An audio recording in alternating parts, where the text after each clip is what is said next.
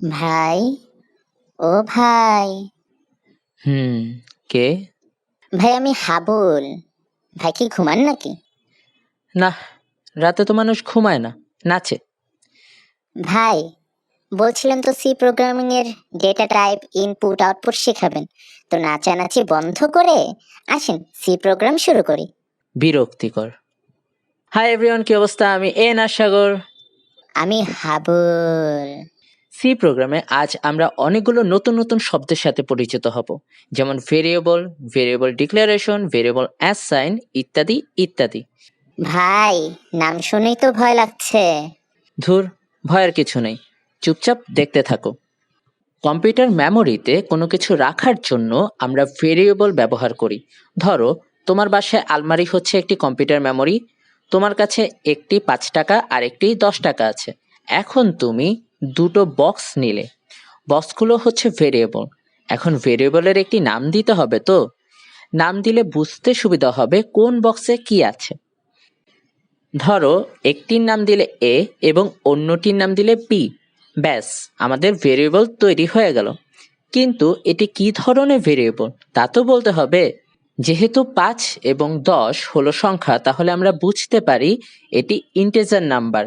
এখন যদি বক্সে ইন্ট এ লিখি, তাহলে বোঝা যাবে বক্সে যা রাখা হয়েছে তা হলো পূর্ণ সংখ্যা বা ইন্টিজার নাম্বার।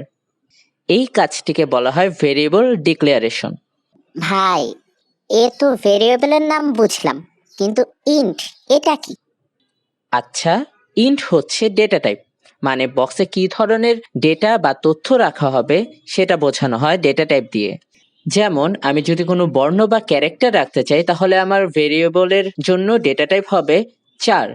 যদি আমি দশমিক সংখ্যা রাখতে চাই, তাহলে আমার ডেটা টাইপ হবে ডাবল বা ফ্লোট। এখন স্যার ম্যামরা যদি ভেরিয়েবল ডিক্লারেশন করতে বলে, তাহলে হা করে তাদের দিকে তাকিয়ে থাকবে না, আশা করি ডেটা টাইপ লিখতে পারবে। ধরো, তোমাকে বলা হলো যে তুমি তোমার কম্পিউটার মেমোরিতে একটি বর্ণ রাখবে, তাহলে কি করবে? সুন্দর করে 4 দিয়ে ভেরিয়েবল ডিক্লারেশন করে ফেলবে। এখানে এ কিন্তু ভেরিয়েবলের নাম, তুমি নিজের নামও দিতে পারো। এবার আসি অ্যাসাইন করা নিয়ে। এই যে আমি বক্সে 5 টাকা রাখবো, এটাই হলো অ্যাসাইন করা। এখন আমি যে আমার বক্সে 5 টাকা রাখলাম, এটি আমি দেখব কি করে পরবর্তীতে? যেহেতু এটি ইন্টিজার, তাই পার্সেন্ট দিয়ে লিখলে আমরা সেটি দেখতে পারবো। ঠিক একইভাবে ক্যারেক্টার দেখার জন্য আমরা পার্সেন্ট সি, দশমিক সংখ্যা দেখতে ডাবলের জন্য পার্সেন্ট লিফ এবং ফ্লোটের জন্য পার্সেন্ট এফ লিখতে হয়। একটি ছোট কোড করলেই সব ক্লিয়ার হয়ে যাবে আশা করি। এখন আমরা দুটি সংখ্যার যোগ করব।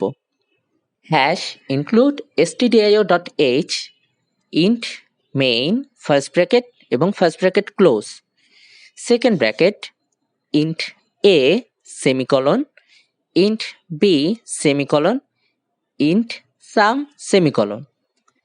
a equal to 5 semicolon, b equal to 10 semicolon, sum equal to first bracket a plus b first bracket close semicolon, print f first bracket double quotation sum is equal to % d, comma sum first bracket close semicolon, returned 0 semicolon. এখন আমরা যদি কোডটি run করি, তাহলে দেখব sum is equal to 15 আমাদের output আসছে। ভাই কোডটা বুঝাইয়া দেন। আচ্ছা, শুরুতে যে হ্যাশ ইনক্লুড stdio.h লিখেছি, এটি লাইব্রেরি ফাংশন। এ ব্যাপারে পার্ট 1 ভিডিওতে বলেছিলাম, যদি ভুলে যাও তাহলে পার্ট 1 ভিডিওটি আবার দেখে নেবে। ইন্ট মেইন হচ্ছে আমাদের মেইন ফাংশন।